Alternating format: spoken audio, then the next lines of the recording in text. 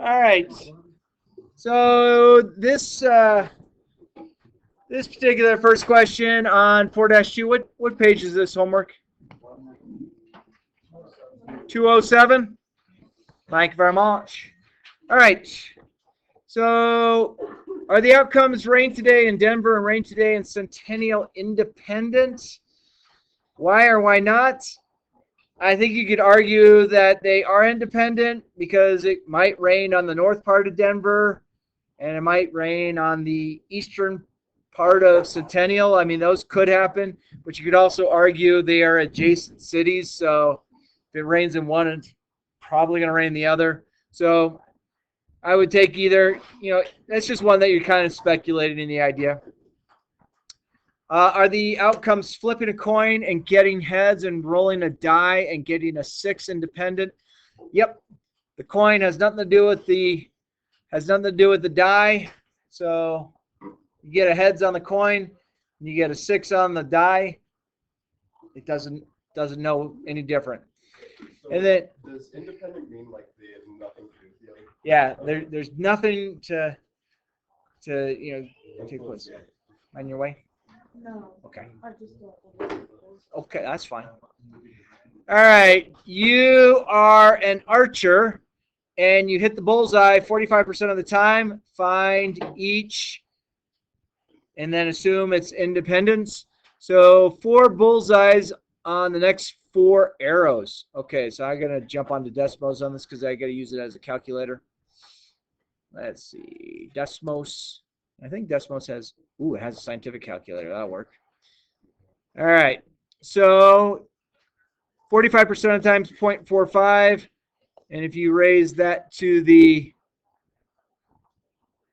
4th power, so you're talking about a 4% chance, a 4.1% chance that you're going to get bullseyes 4 times in a row if you hit it usually 45% of the time. And then probability of missing the bullseye for 3 arrows in a row. Okay, so 3 arrows in a row. So if you have a 45% chance you're going to hit it, you have a 55% chance that you are going to miss the bullseye. So if I do that 3 times in a row, so you have a 16.6% chance of missing the bullseye for 3 arrows in a row.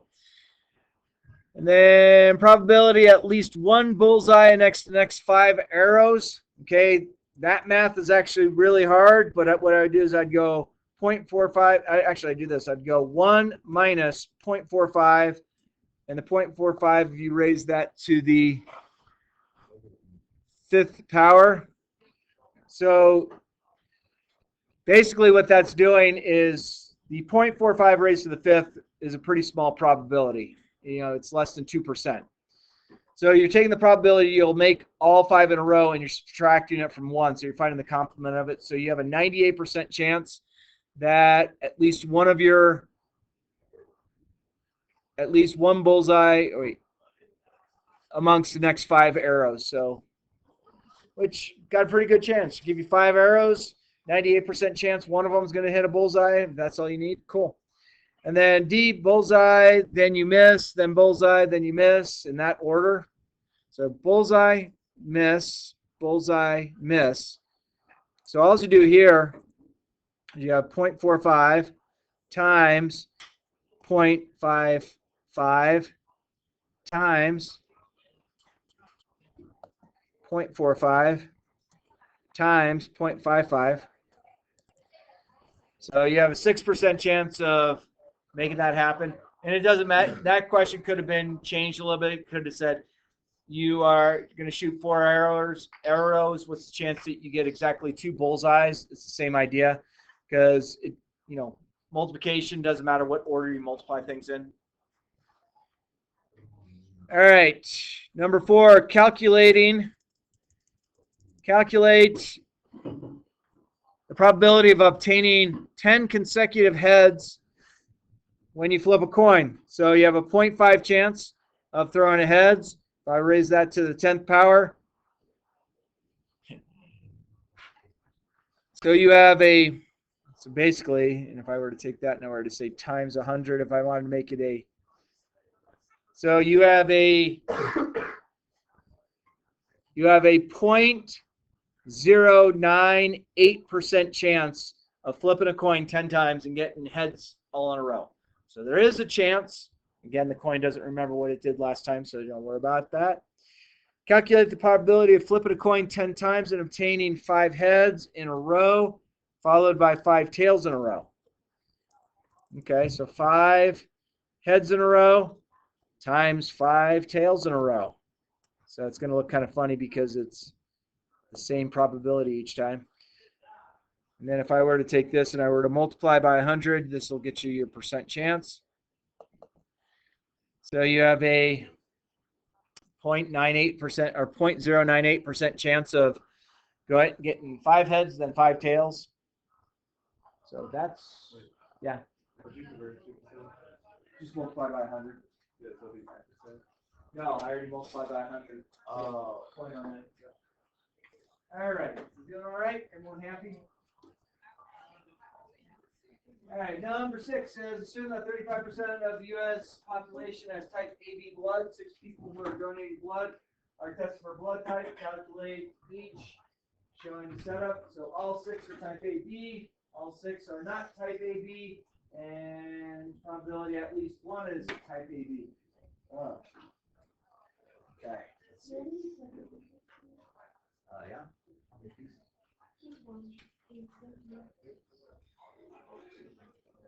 That's true. Yep.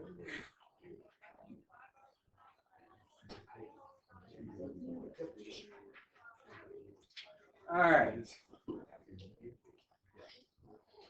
So 35% all AB. So 35% all AB. What's the chance that you have 6 people with all AB blood at once? So if you were to multiply this by 100, you have an 18.4%, or you have a 0.184% chance that you would have 6 people all in a row with the same blood type. And then it says all 6 are not type AB. So what I'm going to do here is I'm going to go 1 minus that. So that means you're taking the complement of all 6 being AB, and this says all 6 are not type AB. So you have a 99.8% chance that if you had 6 people come in, they all don't have the same blood type, or at least AB in this case. And then the probability at least one is type AB. At least one. All right, let's see. At least one. Would that be 0.35 to the fifth? Yeah, let's see. It's going to be the complement, 0.35. At least one. Yeah, it's still to the 6. The same. I think it's the same answer. Yeah, so we have a 99.8% chance that at least one. So that means that at least 1 or 2 or 3 or 4. So that's how you do that. So probability can get, where probability gets real goofy is when you start doing something called permutations, combinations. Which don't want to excite you too much, but you're coming back to that for the spring semester. In words, describe the complement of each of the outcomes, rolling die and obtaining a 5 or higher. So the complement is rolling a 1, 2, 3, or 4. Okay, flipping a coin 3 times and getting all heads. So the complement of that is 1 minus 0.5 to the 3rd power.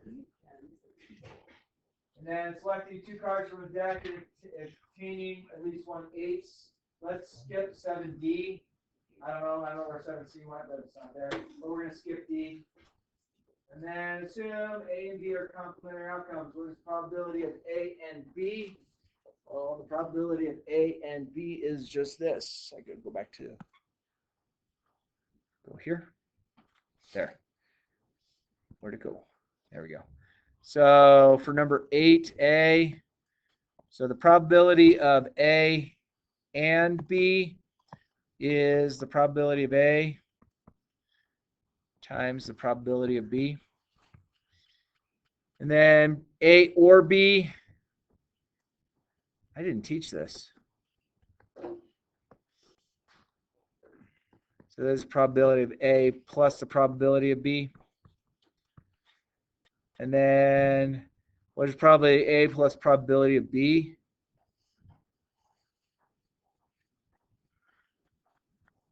Yeah, I don't like that question. I'm moving on. I'm not gonna test you on that. I know that. All right, number 9 says assuming A and B are mutually exclusive but not complementary. So the probability A is 0.75 and the probability B is 0.10. So probability of A and B is 0.75 times 0.10, whatever that comes out to. Probability of A or B is 0.75 plus 0.10. And what's probability of A plus probability of B? 0.75 plus 0.10. So those seem to be the same. And I think I'm good. That definitely covers enough for you. All right, let's take a look at 4-3. 93. Page 93 works for me. Okay, dependent probability. This is when the first outcome can modify the second outcome. A lot of times dependent, we are losing one at a time. So I have myself a deck of cards. Okay, I'm going to pass out one card to every person. Whoever gets the ace of spades gets an A for this semester and next semester.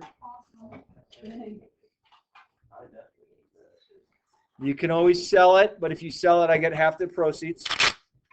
All right, so deck of cards. 52 cards. You have 4 different suits.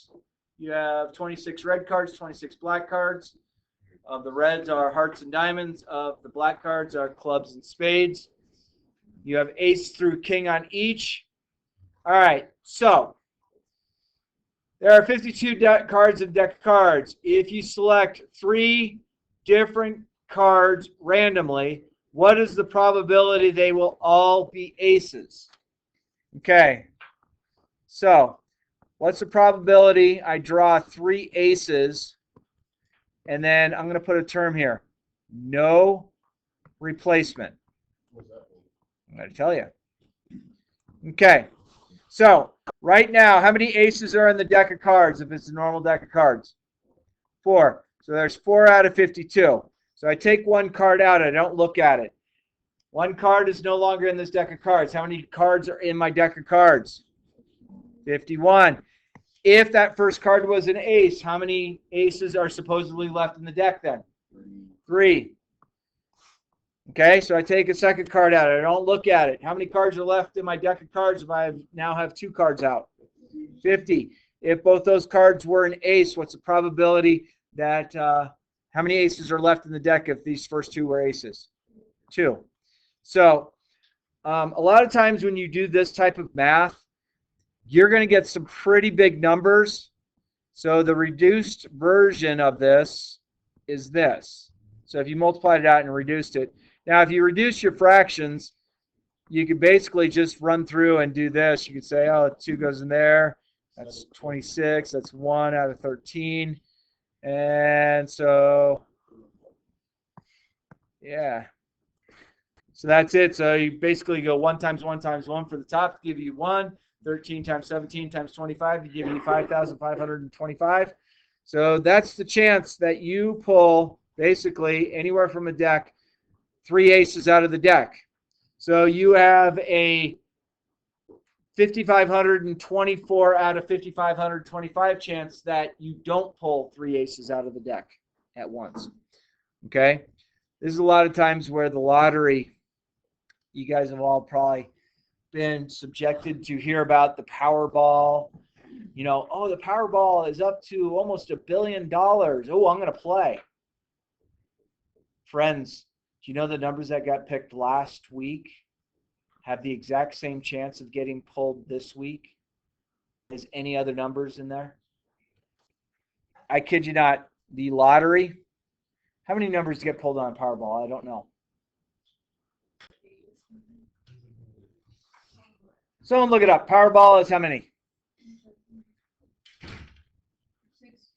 You have 6, and then you have 1 Powerball. Is that what it is? Cool. All right. So, do you want to know that if I were to draw 1, 2, 3, 4, 5, 6, and a Powerball of a 7, that sequence of numbers, where 1, 2, 3, 4, 5 and 1 Powerball? Okay. So let's. So you have 5 numbers. So the chance that you pull 1, 2, 3, 4, 5, and 6 as your Powerball has the exact same chance of coming up as if you were to pick 14, 12, 18, 11, and 7, and 13. So this will ruin you for Powerball. You have the exact same probability of 1, 2, 3, 4, 5 in the Powerball of 6 showing up as 14, 12, 18, 11, 7, and 13. They are the exact same probability of showing up. I kid you not. Isn't that kind of crazy? Yeah. So when you get the people going, oh yeah, I'm going to let the computer do the spread, but then I also have my lucky numbers. It's better to have the computer do a spread so I have a more likely chance of winning. No, you don't. You might as well just pick 1, 2, 3, 4, 5 with a Powerball of 6. That's the exact same chance as any other combination coming up. I kid you not. It just ruins you. I'd like to think that way. So thank me later that you're saving yourself money each week. It's an empty dream. So how do people win? They got lucky. They got lucky. Are you going to be one of the lucky ones? I don't know. I kid you not. I had a girl that I grew up with. She grew up 3 streets away from us. When Arizona first started doing their lottery, which was back in the early 80s, it was pick 5 numbers out of like 40, I think it was. This particular girl's family won the Arizona lottery 2 times, and they used the exact same numbers both times. Yeah. It's like, oh my gosh, what are those numbers? We're going to use them. It's a better chance of winning. No, it isn't. That family was very, very lucky. All right, example 2, there are 52 cards in a deck. You select 4 cards at random. Find the probability you will end up with an ace, a king, a queen, or a jack. Okay? So an ace, king, queen, jack, you have to realize there's 4 in a deck. There's 52 in the deck. So if you are going to pull out cards, you add all these up. So there's 16 out of 52 times 15 out of 51 times 14 out of 50 times 13 out of 49. If you multiply that all up, you have a 1 in 1,057 chance. Okay? That means you have a 1,056 chance that you don't pull ace, queen, king, jack of any order out. Okay? Ooh, probability can be nasty, but it can also prevent you from making foolish errors. We'll find out some foolish errors on Monday during the stupid shit syrup story. Don't be late for that one. That's a good one. All right, let's see what we're on. Example 3. 3 and 4. All right, example 3. Assume that there is a class with 6 freshmen, 5 sophomores, 4 juniors, 3 seniors. You pick 3 of them to give a presentation. What's the probability that all 3 you have chosen are freshmen? Okay? So you have 6 out of 18. There's 18 total people. And then you have 5 freshmen left, so 5 out of 17, 4 out of 16. So you have a 1 in 41 chance that if you were to select from a group of 6 freshmen, 5 sophomores, 4 juniors, 3 seniors, that all 3 of the people that you picked have to be freshmen. You have a 1 in 41 chance. That means you have a 40 out of 41 chance that they're not all. So just make it complicated. Yeah. Why doesn't example 2 match what's on the board?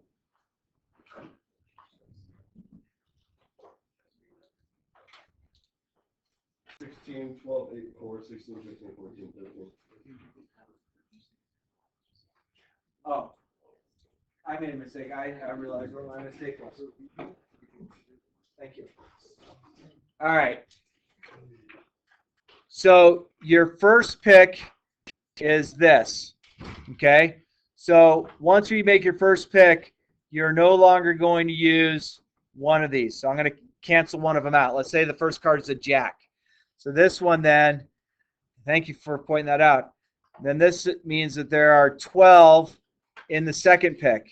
So then one of these gets canceled out. So then I have 8 in the last deck, and then cancel one out, and then you have 4. That's what, because basically the first card you pull is determining what card you don't want to pull next. I made that mistake. I'm sorry. Now it should make sense. Okay. All right. Any poker players in here? What's the top 5 card hand without wild cards? Royal flush. Royal flush, my friends. Oh my goodness. So royal flush is the same suit.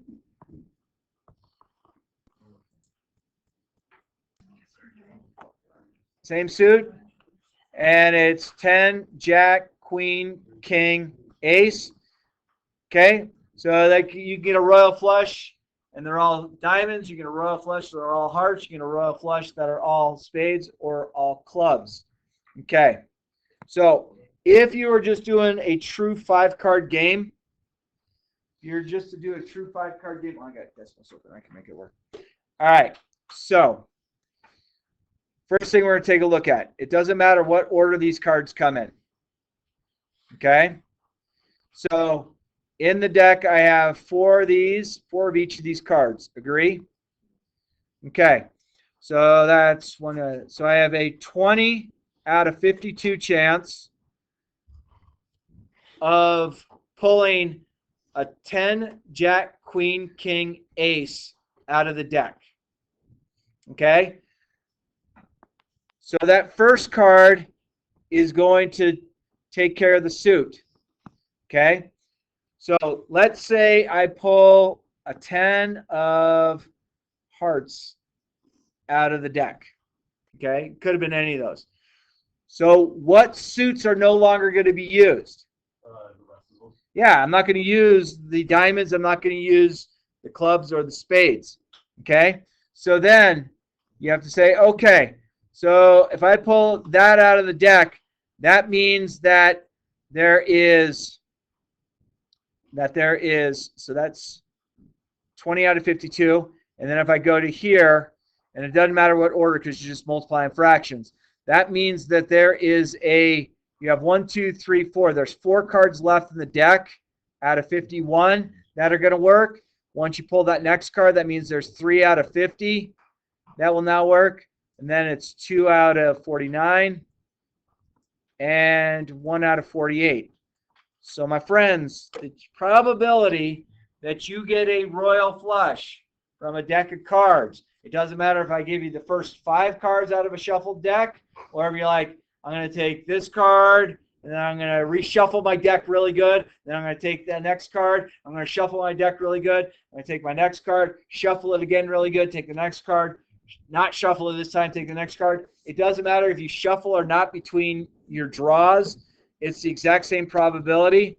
So if you go do this, you have a 20 out of 52 times a 4 out of 51 times a 3 out of 50 times a 2 out of 49 times a 1 out of 48. And then if I were to multiply this times 100 to get the percent. Okay, my friends. If you are only truly playing only a 5-card game, you're not discarding cards, just trying to randomly pull 5 cards out of a deck that creates a royal flush. Your percent chance of this happening is 0.0000000001. 0.0015% chance you pull a royal flush out. So you're saying there's a chance, Stirrup? Yes, I am. Stirrup, how does this change if you? So you said if you just play a regular 5 card, how would it change if you're playing like Texas Hold'em? Okay, so in Texas Hold'em, you have 5 community cards, right? Yeah. You have 2 cards in your hand and then 5 community cards. All right, so that switches up quite a bit because is it possible that the 5 community cards come out to be a royal flush? Yes. So that's one chance. I mean, that's a very low chance, but there is a chance that could happen. Then you would also have to take into account, in your hand, you're going to need to have 1 or 2 of the cards, because you could have 1 card in your hand and still make a royal flush on the table using 4 of those cards. You could have the 2 cards in your hand could be part of that royal flush, in which it would have to match up with 3 cards on the table. It's a pretty big statistics problem. Okay. It's further than we would go, and I'm sorry. But I was just trying to show you that if I were to say, do you want the first 5 cards of a shuffle deck, or do you want me to shuffle it around, shuffle in between each card I give you? It doesn't matter. There's your probability of just you taking 5 cards from the top, 5 cards from the bottom, 1 card from the top, 1 from the bottom, 1 from the middle, another from the middle to the top, and 1, it doesn't matter. It's still that same probability because the cards don't remember. But in Texas Hold'em, you actually do have a higher probability of getting a royal flush than just pulling 5 cards, because you're basically dealing with 7 cards to make your best 5-card hand. Yeah. So it can get pretty gross, though. Yeah. I would say definitely use it. All right. So the bag contains tiles FISH. If you select tiles by 1 and lay them out in sequence, what is the probability that you spell the word fish? Well, you only have 1 F, so you have a 1 in 4 chance of pulling the F out. Then you have a 1 in 3 chance of pulling the I out in that order. Then you have a 1 in 2 chance of pulling the S out, and there's a 1 out of 1 chance that you get the H in that order. So you have a 1 in 24 chance that if you had 4 tiles that had the letters FISH on it, that you got the exact sequence in the exact order to spell fish. That means you have a 23 out of 24 chance of that not happening. All right. Example 5. Assume that a bag contains 8 marbles, 8 red marbles, 6 blue marbles, 4 green marbles. If you select 4 marbles randomly, what is the probability that all the marbles will not be green? Will not be green. Well, looks like there's 18 marbles in that bag. That is 8 plus 6 plus 4 is 18, right? All right. So you have a 14 out of 18 that, and that doesn't account for any of the greens. And then you have a 13 out of 17 and a 12 out of 16. You selected 4 randomly, right? So that's the probability that right now you would have gotten all green marbles, or not green marbles. So I agree with that answer. There's probability that all the marbles will not be green. Okay, so this is not taking into account the last pick of the 4th marble. We have a 91 out of 204 chance that not all the marbles will be green. Assume the basketball team is fighting for the playoffs. They have an 80% chance of winning their next game. If they win their next game, they have a 50% chance of making the playoffs. If they lose the next game, they have a 20% chance of making the playoffs.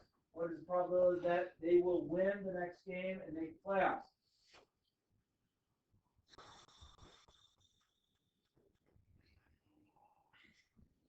I don't feel these are all the way done.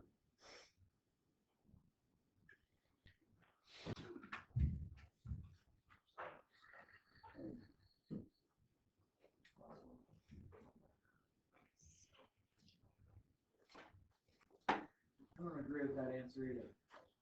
I'm gonna talk to Mr. Anderson about those. All right. Mr. Anderson.